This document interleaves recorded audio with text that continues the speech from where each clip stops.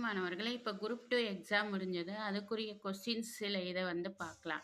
ஒளி வேறுபாடு அறிந்து சரியான பொருளை தேர்வு செய்கன்னு குடுத்துருக்காங்க. அதில கோல், கோல், கோல்ன்னு குடுத்துருக்காங்க. மேல் நோக்கிய இல்லுக்கு தடி, அம்பு, செங்கோல், இலந்தை கோல்ங்கிற மீனிங் வரும். அ அதே மாரி சிறப்பு இல்லுக்கு வழுவழுப்பு, செழிப்பு, கொழுமைங்கிற மீனிங் வரும். கோல் அப்படிங்கிறத பொது இல்ல வந்தா வாளை, பாம்பு, கோல் சொல்லுதல், கிரகம் இந்த மாதிரி மீனிங்ல வரும். இந்த மீனிங் எதுவுமே அங்க அங்க இந்த கோளுக்குரிய மீனிங் தான் சரியா பொருந்திருக்கு. அம்புன்னு குடுத்துருக்காங்க, இலந்தைன்னு குடுத்துருக்காங்க, கம்புன்னு குடுத்துருக்காங்க. இதான் ஆன்ஸரா இருக்கும்னு நான் நெனைக்கிறேன். உங்களுக்கு ஏதாவது டவுட்ஸ் இருந்தா, வேற ஆன்ஸர் இருந்தா எனக்கு கமெண்ட் பண்ணுங்க. அடுத்து பாருங்க. ஓரெழுத்து ஒரு மொழிக்குரிய சரியான பொருளை அறிந்து விடை தெரிவு செய்கன்னு குடுத்துருக்காங்க.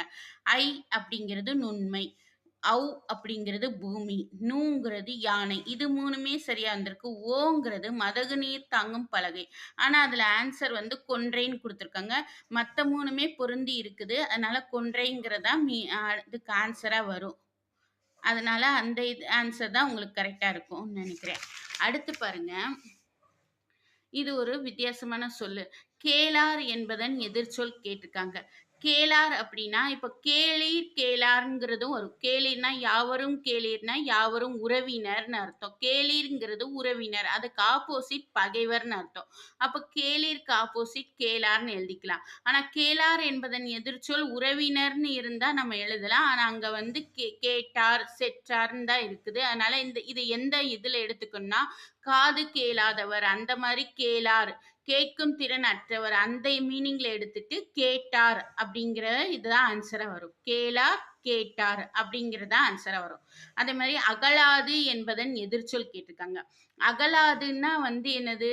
விலகாது, நெருங்கி இருக்கிறது. அந்த மீனிங்ல இருக்கிறது. அப்போ இதுக்கு ஆப்போசிட்டா கேட்டிருக்காங்க.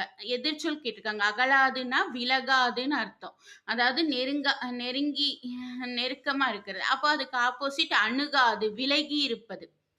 அகலாதுக்கு ஆப்போசிட் அணுகாது, விலகி இருப்பது. அடுத்து பாருங்க.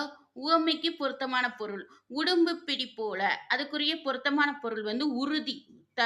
உறுதியா இருக்கக்கூடிய தன்மை. அதுதான்.